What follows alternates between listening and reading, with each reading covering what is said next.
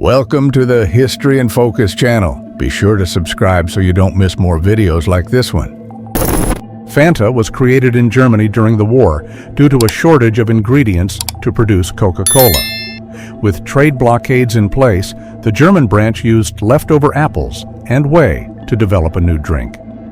Launched in 1941, it became popular as an affordable alternative. After the war, the brand was reformulated and relaunched globally by Coca-Cola. The W-54 nuclear warhead, used in the portable M388 Davy Crockett projectile, was one of the smallest ever produced. Designed after the war, its portability allowed use by ground troops in tactical operations. Its compact design reflected the strategy of employing nuclear weapons in close combat, enabling attacks on specific targets without resorting to larger strategic bombs. For transport and deployment, the W-54 was stored in the Special Atomic Demolition Munition hard case. This system allowed specialized units to carry the warhead to strategic locations, capable of destroying critical infrastructure or halting enemy advances. Small trained teams had the mission of operating these weapons with speed and precision. A paratrooper from the United States Army Special Forces performs a jump with an Mk-54, a variation of the W-54. These troops were trained to insert nuclear charges into hostile territory through HALO, high-altitude, low-opening jumps, ensuring discrete positioning. This method allowed warhead deployment without alerting enemy defense systems. A paradog performs a parachute jump during training. These dogs were prepared to accompany troops on D-Day, sniffing out mines, traps, and enemies behind German lines. The training lasted 2 months, even teaching them to maintain posture in the air. On jump day, some hesitated and needed encouragement. A 1-pound piece of meat helped convince them to leap. The Dutch personal parabolic sound locator was used to detect enemy aircraft. Its aluminum parabolic sections amplified distant noises, assisting operators before the invention of radar. For precise adjustments, it included inflatable cushions. In 1935, it went into limited production, but was soon replaced by more efficient technologies. M&Ms were developed during the war to provide soldiers with chocolate resistant to heat. Inspired by a British sugar-coated candy, they were patented in 1941 in the United States. After the conflict, M&Ms gained popularity among the public and became one of the best-selling chocolates in the world. Elizabeth II, then a princess, performs maintenance on a military vehicle during her service in the Auxiliary Territorial Service. At 18, she joined the British Army in 1945, becoming the only woman of the royal family to serve actively. Trained as a mechanic and driver, she performed essential transport duties during the final months of the war. Queen Elizabeth, wife of King George VI, visits her daughter at the barracks to observe her training. Elegantly dressed, she attentively watches as Elizabeth II inspects an engine. The visit reinforced the royal family's support for the war effort, highlighting the role of women in military service and the active participation of the future monarch. British soldiers handling anti-aircraft guns while wearing women's clothing in 1940. They were part of a Christmas charity performance, a tradition in many military units to boost morale and entertain the troops during the war. They were rehearsing their performances when the air raid sirens sounded, abruptly interrupting the activity. Still dressed in their play costumes, the soldiers are seen climbing a grassy embankment in response to the bombing alert. The threat of an attack required immediate action, forcing the unit to rush to their positions with no time to change clothes. Their intense training prepared them for situations like this, where every second could mean the difference between life and death. With no other option, the soldiers took their battle stations wearing the dresses, ready to operate the anti-aircraft guns. The unlikely scene showed the reality of combat, where urgency outweighed any formality. Even in the midst of war, the adaptability and resilience of the British troops stood out, remaining firm against the enemy regardless of the circumstances. The HNLMS Abraham Kreinsen, a Dutch minesweeper ship, used innovative camouflage to escape the Japanese in 1942. Covered with branches and painted green, it looked like a floating island. During the day, it remained still near the coast, confusing enemy patrols. At night, it slowly navigated until reaching Australia safely, being one of the few Dutch ships to escape the occupation of Java. A farmer paints stripes on her cow to make it more visible at night and prevent accidents if it wanders onto the road during wartime blackouts. With lights dimmed to hinder enemy air raids, improvised measures like this helped prevent collisions, ensuring the safety of both animals and drivers in the darkness. Nobuo Fujita, a pilot in the Imperial Japanese Navy, became the only person to bomb the continental United States in 1942. On a mission launched from a submarine, he took off in a seaplane and dropped incendiary bombs over forests in Oregon, attempting to start large-scale fires. The strategy aimed to cause destruction and spread fear among the population. Despite the attack, the bombs caused little damage as the damp forest soil prevented the fires from spreading. The image shows one of the craters left by the explosion, a rare piece of evidence of the Japanese incursion into the continent. Years later, Fujita visited the site and expressed remorse for the attack, even donating his samurai sword as a symbol of reconciliation. Polish doctor Eugene Lazowski saved thousands of lives in Rozwadów, Poland, by creating a fake typhus epidemic during the Nazi occupation. Using harmless bacteria that tested positive, he fooled the Germans, who feared contagion and quarantined the area. This prevented deportations to concentration camps, allowing many Jews and Poles to escape death. British troops train in landmine deactivation using a method that limits visibility. With their arms inserted into a closed structure, they rely only on touch to identify and disarm explosives. This training prepared combat engineers to remove mines with precision, reducing risks and allowing safe troop advancement through mined areas. Near the Rhine River in Germany, inflatable tanks and trucks were positioned to deceive the enemy. Attention to detail was essential. Bulldozers created fake tank tracks, and real artillery shells were fired around dummy weapons. The inflatable dummies, weighing about 92 pounds, were part of an elaborate misinformation strategy. The Ghost Army of the United States, with only 1,100 men, pretended to be entire divisions, such as the 6th Armored Division, which had up to 20,000 soldiers. This illusion was reinforced by artillery mock-ups, like the one shown in the image, which simulated support from large formations. The combination of visual and operational tactics created a convincing threat for the Germans. To make the deception even more realistic, engineers created a sonic warfare system.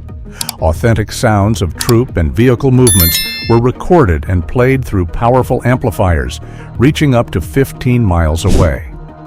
This auditory effect reinforced the illusion that a large military force was positioned, increasing German confusion. Even before the war, camouflage strategies were being tested. In 1928, German cardboard dummy tanks were used in maneuvers to simulate military strength. These tactics served as the basis for the deception methods used in the conflict, showing that illusion had always been a valuable tool on the battlefield. Here we see a replica of the Fat Man bomb, nearly identical to Third Shot, which the United States planned to drop if Japan did not surrender. Scheduled for mid-August 1945, this third atomic bomb would have increased pressure on the Japanese government. However, with the devastation of Hiroshima and Nagasaki, Japan capitulated on August 15th, making the launch unnecessary.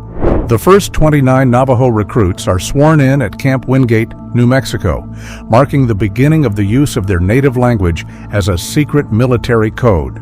Created to prevent enemy interception, the Navajo communication system became essential for United States Marines in the Pacific, as it was indecipherable to the Japanese. During combat in Bougainville in 1943, code talkers Corporal Henry Bake Jr. and Private First Class George H. Kirk transmit encrypted messages in Navajo. Using a code based on their native language, they ensured secure communications between Allied troops. Their work was crucial in battles like Iwo Jima, where coded messages helped advance American forces. The youngest member of the British Armed Forces to die in the war was Reginald Earnshaw, aged 14. He served as a merchant sailor aboard the SS North Devon, which was attacked by German aircraft. Initially, his age was recorded as 15 so he could enlist, but decades later, research confirmed he was even younger at the time of his death. The oldest known soldier to fight in the war was Nikolai Alexandrovich Morozov, who served in the Red Army as a sniper at 88 years old in 1942. A revolutionary and scientist before the conflict, Morozov voluntarily enlisted to defend the Soviet Union. His advanced age did not prevent him from taking up arms, making him one of the most unusual combatants. Adolf Hitler and his top allies dress as gangsters shortly before the invasion of Poland, attempting to go unnoticed for a meeting at Berghof, his residence in the Bavarian Alps. The disguise was part of a strategy to avoid unwanted attention while discussing the final details of the offensive that would start the conflict. In this photo from 1944, a woman sits on a bench while civilians cut her hair, a public act of exposure to mark her as a traitor. In France, after the liberation of occupied cities, thousands of women were punished for associations with German soldiers. Besides losing their hair, many were subjected to insults, assaults, and marked as symbols of collaboration. Here, a woman walks carrying her baby, the child of a relationship with a German soldier, while her mother accompanies her. With her head shaved, she crosses the street surrounded by a crowd ridiculing her. The desire for revenge led to a movement of collective punishment, where exposing these women became a way to reaffirm the country's liberation. Amid this scene, some situations turned even more violent, such as in the image of a woman being forcibly held by men around her. In addition to haircutting, some were beaten, had symbols engraved on their foreheads, and were forced to parade through the streets. For their accusers, condemning them was not enough. They had to be made examples to prevent new alliances with the enemy. Meanwhile, in Germany, the Nazi regime itself applied similar punishments. A woman holds a sign reading, "I have been expelled from the community of the people," denouncing her involvement with a Polish man. Interracial relationships were condemned by the government, and those who maintained them were persecuted and humiliated, showing that public exclusion was used as a political tool by both sides. William Patrick Hitler being sworn into the United States Navy by Lieutenant Christian Christopherson in New York City. A nephew of Adolf Hitler, William was born in England and lived in the United States before enlisting in 1944. After trying various careers, he decided to fight against his uncle's regime, convincing President Franklin Roosevelt to allow him to join the armed forces. Here we see William Patrick Hitler, already a member of the Navy, pointing to a war poster with the words, "Target Berlin," referring to the capital of Nazi Germany. Serving as a Navy medic, he participated in missions until the end of the conflict in 1945. Later, he changed his last name, got married, and lived anonymously in the United States, avoiding any connection with Hitler. A boy struggles to remove iron railings and posts from a sidewalk in the United States in 1942. With the need for metal to produce weapons and vehicles during World War II, even urban items were dismantled and donated. Entire communities participated, taking apart structures that, in peacetime, seemed permanent. Here, a scrap collection point receives donations of various metal objects. A poster encourages the public to contribute pots, wheels, springs, and other reusable items. National campaigns promoted civilian participation, turning backyards and streets into improvised depots, with the promise that every piece of metal would help manufacture weapons, ships, and planes for soldiers on the front. At a junkyard, workers organized discarded pieces to be recycled and reused in the military industry. During the war, the United States collected millions of tons of scrap. In 1942 alone, over 5 million tons of iron were gathered, helping to sustain the Allies' industrial power. On the roof of Boeing Plant 2, artificial trees and camouflage structures less than 6 feet high were installed to hide the factory from enemy bombings. During the war, the facility produced B-17 bombers and was a strategic target. The detailed camouflage created the illusion of an ordinary neighborhood when viewed from above, reducing the chances of detection. In addition to the fake vegetation, wooden buildings were erected to mimic houses, while streets and sidewalks were carefully painted. Boeing worked with visual effects specialists to make the camouflage as realistic as possible. Factory employees moved through the disguised area to add even more authenticity to the illusion and confuse potential spies. An aerial view of Boeing Plant 2 reveals how the camouflage blended with the real neighborhoods nearby. The fake streets were aligned with the real ones, creating a visual continuity that fooled enemy aviators. This level of disguise helped keep aircraft production safe, ensuring that the United States continued supplying the Allied forces with bombers. Here we see the weekly rations of butter, milk, bacon, lard, sugar, cheese, tea, and jam for 2 people in Britain during wartime rationing. With the German naval blockade making supplies scarce, the government imposed limits to ensure fair distribution. Despite the restrictions, efficient planning prevented famine and kept the population supplied. Jeannette Rankin, the first woman elected to the United States Congress, was the only one to vote against the declaration of war on Japan after the attack on Pearl Harbor. A committed pacifist, she had also voted against United States entry into World War I. Her stance faced strong opposition, ending her political career, but she remained true to her convictions until the end of her life. Martin Monty, a United States Air Force pilot, listens to the American commissioner after being arrested at Mitchell Air Force Base in January 1948. Born in St. Louis, he deserted to Nazi Germany and joined the Waffen-SS. After the conflict, he hid his betrayal and received an honorable discharge, but was arrested minutes later. He was the only American serviceman convicted of treason during the war. Soldiers of the 442nd Combat Regiment salute the flag at Camp Shelby, Mississippi in 1943. Composed of Japanese-American descendants, the regiment was one of the most decorated units of the war. Initially barred from serving, they were accepted after Washington reversed its policy. Japan used the internment of their families in the United States as propaganda, claiming the war was a racial conflict.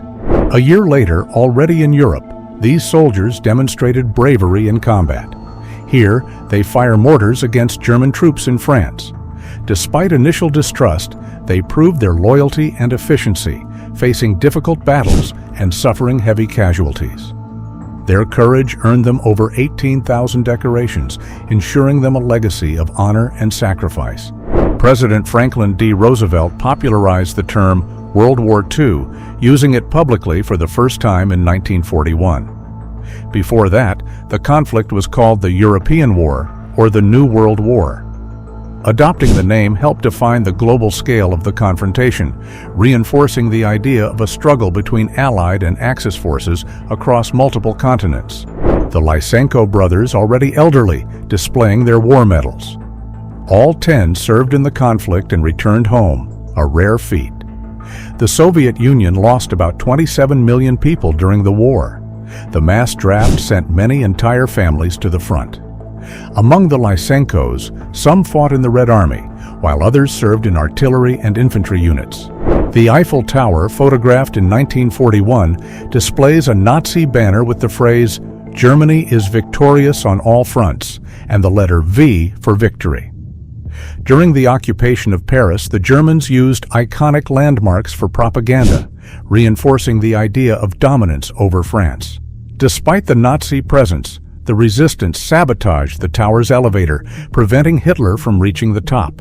Erwin Rommel, German general and commander of the Afrika Korps, used tactics to deceive the British in North Africa. He ordered tanks to drag iron to raise dust and appear more numerous. Knowing that the Royal Air Force photographed the region, he had the tanks move at night, leaving random tracks. As one of the most brilliant military strategists, he became known as the Desert Fox. Soldiers operate an acoustic locator, a device used before radar to detect enemy aircraft. While some observe with binoculars, others adjust the equipment to amplify the sound of distant engines. These devices helped warn of imminent air attacks, allowing anti-aircraft defenses to prepare to respond to the threat. United States Postal Service employees burned 37,000 pounds of reading material labeled as propaganda in San Francisco, California, in 1941. Most of the newspapers, books, and pamphlets came from Nazi Germany, with some also from Russia, Italy, and Japan. Postal authorities deemed the content dangerous to national security, destroying it before it reached the public. The photo reconnaissance Spitfires operating at dawn or dusk were painted camotent pink, a pinkish shade that helped them blend with the sky illuminated by the rising or setting sun. Those used during the day were painted blue for better camouflage. These colors increased the discretion of the aircraft on secret missions, reducing the risk of detection. Dr. Lyle D. Goodhue tests one of the first insecticide aerosols developed during the war to protect soldiers from malaria. Funded by the United States government, the system used a pressurized can to spray mosquito repellent efficiently. This innovation helped reduce infections in tropical areas and served as the foundation for modern aerosols.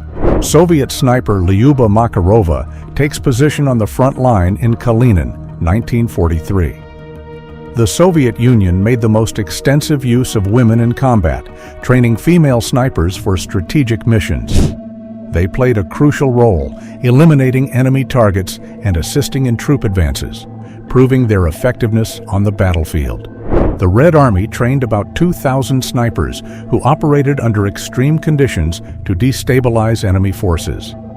Many of them recorded hundreds of confirmed kills, becoming feared on the battlefield. Among the most lethal was Lyudmila Pavlichenko, with 309 confirmed kills, solidifying the importance of Soviet female snipers in the war. Yang Kyung-jong, a Korean soldier, became the only known man to fight in 3 different armies during the war. Forced into service by the Imperial Japanese Army, he was captured by the Soviets and sent to fight on the Eastern Front. Later, he was taken prisoner by the Germans and incorporated into the Wehrmacht. In June 1944, he was captured by the Americans in Normandy. Yakov Djugashvili, the eldest son of Joseph Stalin, is captured by the Germans in 1941 during the Battle of Smolensk. An officer in the Red Army, he was sent to a prisoner of war camp, where the Nazis attempted to use him as a bargaining chip. Stalin refused any negotiation, and Yakov died in 1943 under controversial circumstances in the camp. Werner Goering, seen standing to the right, was a United States bomber pilot during the war. A nephew of Hermann Goering, chief of the Nazi Luftwaffe, he served in the United States Air Force, piloting B-17s on missions over Europe. Despite his family connection, he was loyal to the United States, being carefully monitored to prevent any risk of treason. Jimmy Stewart, one of Hollywood's most popular actors, is sworn in as a second lieutenant in the United States Army Air Corps by Lieutenant E.L. Reed at Moffett Field, California, in 1941. Before joining the military, he starred in successful films but insisted on serving, becoming a B-24 bomber pilot and achieving the rank of brigadier general after the war. A captured Soviet soldier in Karelia, 1944, wears a steel breastplate used by Red Army assault troops. Made of 2mm steel and weighing 8 pounds, this armor was designed to protect against shrapnel and low-velocity shots. Its effectiveness is proven by the fact that the young soldier was hit 3 times in the chest and survived without serious injuries. Jakob Nacken, standing at 7 feet 3 inches, talks with Associated Press photographer Eddie Worth, who is 5 feet 7 inches after his surrender. Known as the tallest German soldier in the conflict, Nacken was originally a circus performer before being drafted. His impressive height likely made it difficult to hide in combat, making him an easy target on the battlefield. Here we see Winston Churchill, next to a baby, wearing a jumpsuit of his own invention, the Siren Suit. Designed to be quickly put on over clothes during air raids, this practical outfit reflected his concern for safety. Churchill wore jumpsuits for various occasions, ranging from military styles to pinstripes, velvet, and even more extravagant versions. Students work on poster production in an assembly line in Port Washington, New York, in 1942. The project was part of the war effort, with young people hand-copying posters for recruitment campaigns, production incentives, and rationing. German troops use a Schwellenflug to destroy railway tracks during their retreat from Soviet territory. This equipment, attached to locomotives, ripped out ties and twisted the rails, making the railways inoperable. The destruction aimed to hinder the Red Army's advance, delaying the transport of troops and supplies toward German lines. A propeller-driven snowmobile near Haapasaari, Finland, used for transportation over snow-covered and icy terrain. The vehicle displays a blue swastika, a symbol used by the Finnish Air Force and Tank Corps until 1945. Unlike the Nazi version, this emblem was adopted before the Third Reich and had no connection to German ideology, being an ancient symbol of luck. The Vought Sikorsky VS-300, designed by Igor Sikorsky, was one of the first functional single-rotor helicopters. With an innovative design, it served as the basis for future models. Its success proved the feasibility of modern helicopters, revolutionizing vertical aviation and attracting military interest for new battlefield applications. On May 6, 1941, the VS-300 broke the endurance record of the Focke-Wulf FW-61, remaining in the air for 1 hour and 32 minutes. A year later, a two-seat version was delivered to the United States Army, marking the beginning of military adoption of helicopters, which would soon become essential for transport, rescue, and reconnaissance. Letters destined for soldiers overseas go through a microfilming process known as V-mail. This program was created to save space and transportation, reducing the volume of correspondence by up to 98%. The letters were photographed, transferred to microfilm, and sent in rolls, allowing more messages to reach the combat fronts quickly. Upon arrival at the destination, the V-mail was enlarged and inspected in a reader to ensure its legibility. Any flaw in the microfilm could compromise personal messages and important information sent by family members. The system, considered a precursor to fax and email, prevented espionage and helped maintain communication between the military and their loved ones. Captured Japanese Koryu Type D midget submarines are seen dry-docked in Kure, Japan, in 1945. These vessels were designed for stealth attacks and coastal defense, but their late introduction limited their impact on the war. Many were seized by the Allies without ever being used in combat. The Koryu Type D was an attempt by Japan to improve its midget submarine fleet. With space for 5 crew members and armed with 2 torpedoes, these submarines were meant for naval ambushes. However, their effectiveness was limited by rushed crew training and the Allies' naval superiority, which had already diminished the Japanese fleet. United States and Soviet troops meet in Torgau on the banks of the Elbe River, isolating German forces on 2 fronts and marking one of the most symbolic moments of the war. Soldiers shake hands over the rubble, celebrating the Allied advance and the imminent Nazi defeat. The news spreads quickly, reinforcing the perception that the conflict in Europe was nearing its end. To mark the historic encounter, an outdoor banquet gathers American and Soviet soldiers. A banner in the background welcomes the troops of the 1st United States Army, while cinematographers record the moment. The event symbolizes the alliance against a common enemy, but also foreshadows the tensions that would shape the post-war world, beginning the political division that led to the Cold War.